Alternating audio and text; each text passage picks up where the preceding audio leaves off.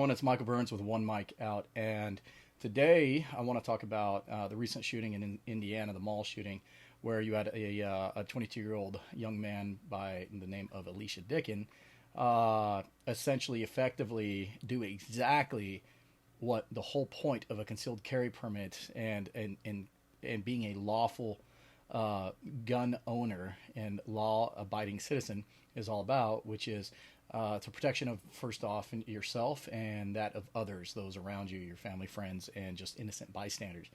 Um, you can debate the gun debate all you want. You can talk about how guns are bad and hey, we need to get rid of them all. And you know what? I'm not entirely against that. You know, in a great utopian society, in a perfect world, there is no need for guns because why? Everyone just loves each other and no one wants to fight and no one wants to kill one another. Unfortunately, that's not the world we live in. We live in a world that people want to go after one another and they've been doing it ever since the dawn of time, of recorded history and before. So you can't bank on that. And if you're that person that wants to lead the way and lead the charge, then I applaud you. You go right ahead. You give up all your ability, your force multipliers. You give up your great equalizers. You give up that big stick, and you lead the way of being the one that gets rid of your own guns and find yourself in that kind of situation. I know it's shitty. Do you have that much gun violence in certain parts of the world where there's an indigenous population that is still living pretty much prehistorically, who are running around still in loincloths and with spears and whatnot and bows and arrows and stuff like that? No, but there's other forms of violence in those parts of the world that still live that way. We unfortunately live in a time and in a place where we do have those sorts of problems.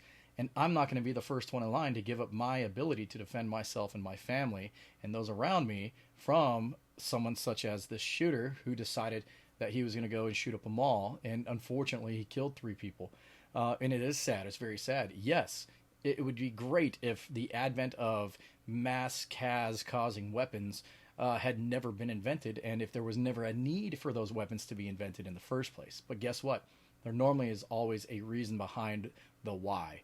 And whether it's just or not, there was a reason, and those sorts of weapons were developed, and then they got into the hands, they spread like wildfire, and now we have to use those sorts of weapons to defend ourselves from others who are bad people who have those sorts of weapons. So what I'm getting at is, yes, do I agree with you? 100%. But am I going to be the am I going to be the poster child and set that example of laying down my arms and being like, I got a gun-free zone sign ahead or behind me, and listen to it, or else? No, because guess what? People who want to commit atrocities such as these mass shootings, they don't follow those signs. They don't give a shit. They don't care. Yes, is there a problem? Absolutely. But the problem isn't with the tool, it's not with the weapon, it's with the person. And if you go back and you look back, you didn't have these sorts of mass shootings prior to essentially Columbine. You had the Texas shooting, and you had literally not even a handful of others prior to that were sick individuals who went out and just went on a killing spree of a mass cas event. So I don't want to hear this. It's a gun problem. It's not. I understand that there's an access to these sorts of tools that where people who are mentally ill have the ability to go out and pretend like they're fine and gain access to these sorts of weapons. But unfortunately, we live in a country, and I shouldn't say unfortunately, fortunately, but we live in a country that you're innocent until proven guilty. We're not going to go ahead and start chucking stones at you just because we think you're mentally ill. If you're able to comport yourself into such a manner, we're going to give you the benefit of the doubt because you have a First Amendment to protect your speech, and you have a Second Amendment to essentially protect yourself and your family from a tyrannical government or foreign and domestic enemies. And unfortunately, in this society in which we live, that's the trade-off, and it sucks, but that is the trade-off. Even with all these atrocities, we are still the greatest country in the world.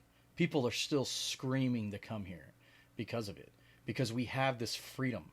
And the thing is people go nuts. They don't know how to handle this much freedom, but it's the nature of the beast. You have to give a little to get a little. And there is no utopian answer. There is no great psalm that's going to lend everybody some sort of some sort of tranquilness, tranquilidad, some sort of peace or calm. So because of it, we live in the real world. There's shit, not everything's always going to be balanced out to where there's something just that happens or something bad that happens, and then something just comes along to balance it out. We live in a country where we have rights, and we're born with those rights. They're not given to us. No man or woman can give us those rights. We're born with those rights, and you have the right to defend yourself. You have the right. And yes, you can say these weapons are bad, but guess what? These weapons exist. They're out there. I'm not going to be the first one to say, okay, I'm going to set the example and take up a slingshot against somebody who has a long rifle, or someone who has a Glock, or anything like that. I'm not going to be that person. And making them illegal at this point in time is going to do nothing. There's going to be no immediate effect. And maybe a century from now, maybe. But what happens whenever you introduce prohibition? There's ways around it that are illegal, but people find ways around it. And so now you have a mass of people who are sitting ducks, and then you have the crime seekers, those who want to go out and prey off of those weak individuals and those vulnerable individuals, if you will.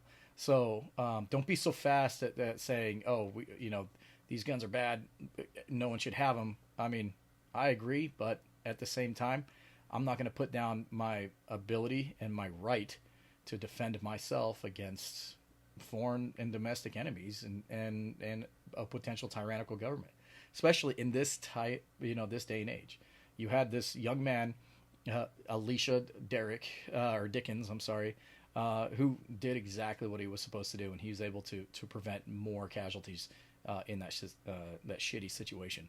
So laugh at it all you will. Be that virtue signaler all you want of guns are bad and blah blah blah blah blah. But until you're stuck in a situation where you're pinned down by gunfire and you have nothing to throw back at the enemy, you would be wishing that two things: that one, that you weren't in that situation, and two, that you had an ability to get yourself out of that situation by neutralizing the enemy. And so I'm telling you, I'm not going to be the first one to say I'm giving up my guns, because giving up your guns right now is going to do nothing except to make you a quite literal sitting duck.